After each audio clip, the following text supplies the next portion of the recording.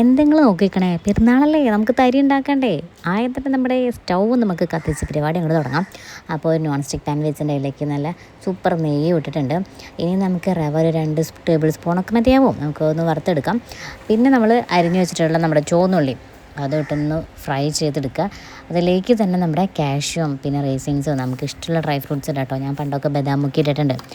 അപ്പോൾ അതൊക്കെ ഇട്ട് കൊണ്ട് ഫ്രൈ ചെയ്തെടുക്കാം.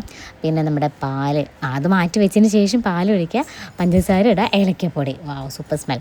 ഇനി നമ്മുടെ പാലങ്ങോട്ട് തിളച്ച് കഴിയുമ്പോൾ നമ്മൾ നേരത്തെ വറുത്ത് വെച്ചിട്ടുള്ള നമ്മുടെ റവ ഉണ്ടല്ലോ, അതിങ്ങനെ ഇത്തിരീശയായിട്ട് ഇട്ട് കൊടുക്കണേ, എന്നാലാണ് കട്ട പിടിക്കാണ്ട് കിട്ടുള്ളൂ.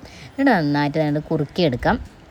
ലാസ്റ്റ് നമുക്ക് ഒരു സ്പൂൺ നെയ്യും കൂടി ഇട്ടിട്ട് നമ്മൾ നേരത്തെ വറുത്ത് വെച്ച സാധനങ്ങളൊക്കെ അതിലേക്ക് മിക്സ് ചെയ്യുക. നമ്മുടെ തരി ഇവിടെ റെഡിയാണ് കേട്ടോ.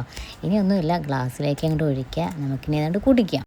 ഞാൻ ഈ തരി കഴിക്കാൻ തുടങ്ങിയിട്ട് ഇപ്പോൾ ഏകദേശം ഒരു 5-6 വർഷമൊക്കെ ആയിട്ടുള്ളൂ കേട്ടോ. പക്ഷേ എനിക്കിത് ഭയങ്കര ഇഷ്ടമാണ്. പ്രത്യേകിച്ച് ഈ പെരുന്നാളിനൊക്കെ ഇത് തന്നെ നമുക്ക് കടയിൽ നിന്ന് വാങ്ങി കിട്ടുമ്പോൾ നല്ല രസമാണ്.